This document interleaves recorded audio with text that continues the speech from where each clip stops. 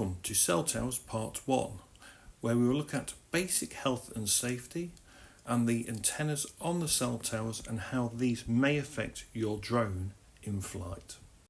So, cell tower safety and types of radio frequencies and electromagnetic fields that can actually harm humans. We are a very weak animal. Lots of things can harm us, and RF and EMF are two of the things that can affect us. So we're now going to look at the different categories. Category 1 locations are where RF fields are too weak to cause exposures greater than the Communications Commission general population public limits are. So there's no dependence on controls, including time averaging. So you do not require a safety program in Category 1 locations.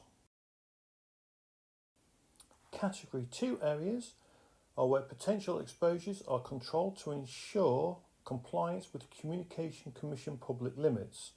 They must maintain controls such as time averaging and shielding to remain below public limits. And this will be a blue sign. Typically these are international FCC signs, by the way. So in an area with a blue sign, levels may exceed the uncontrolled general population limits at times. There should be no trespassing on this site, and the owner should note there may still be a possibility of RF leaks and temporary spiking. Category 3 areas, locations where RF fields are too weak to cause exposures greater than the Communication Commission occupational limits, and these will be a yellow caution signs, and they shall be used only to warn against potential hazards or to caution against unsafe practices. You should note this area is above the general public standards and you must be trained to work in this area under caution. Upon arrival at cell towers, always check for signage just to see if there's any special warnings. And this site has the yellow sign. Category 4 areas. Potential exposures are controlled to ensure compliance with Communication Commission occupational limits. You must maintain controls such as time averaging and shielding to remain below occupational limits. You must not stay in this area for more than 6 minutes at 100% exposure. The time is only 3 minutes at 200%. This will be a red sign to warn you. You should be alert to objects that may cause RF burn if you come into contact with them. Extreme caution to not enter or touch anything beyond the signage. No flights should take place in areas with Category 4 or higher unless documentation and client representatives have provided potential RF exposure information. If you go beyond the sign, the RF exposure is beyond the rules for human exposure. So during the UAS operations, you should never be at any point beyond the signs at any point of your flight or operations. Category 5 areas, you should power down or you will have to wear personal protection equipment. All UAS flights in this area should be flown with extreme caution, and before any drone operation, consider having the customer power down their equipment.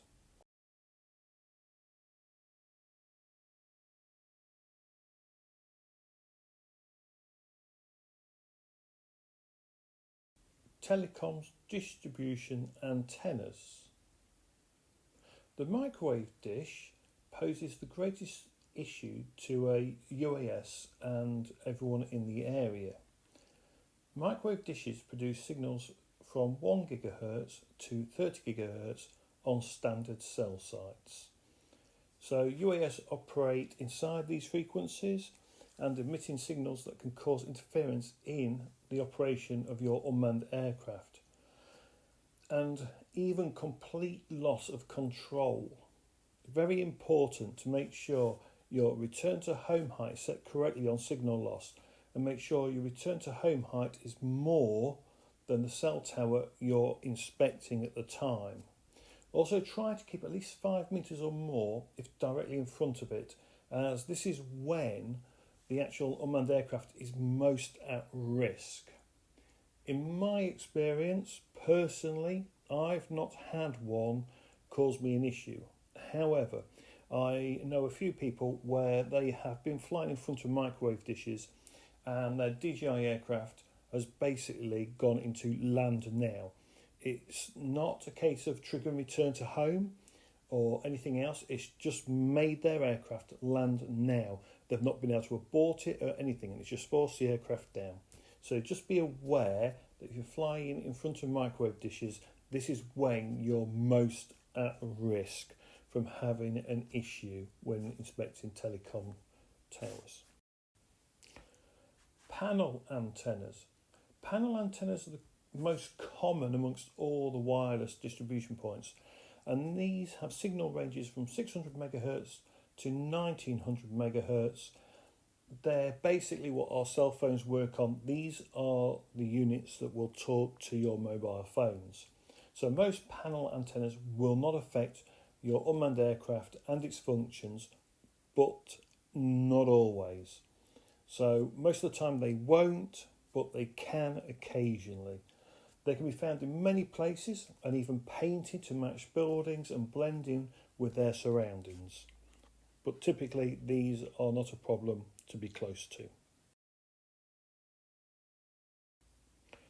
Whip antennas can create a field of radio frequencies that the unmanned aircraft will not be able to fly in at close range. So caution is to be exercised when these are present on a cell tower.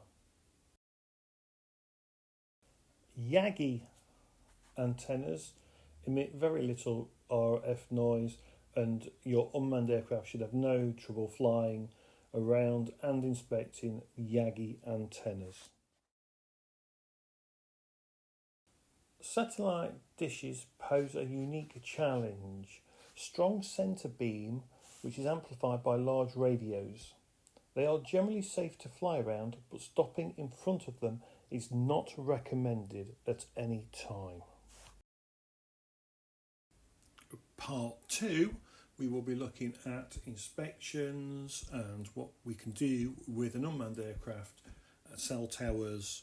Is it all about inspection, or is there a little bit more to it? Part 2 coming soon.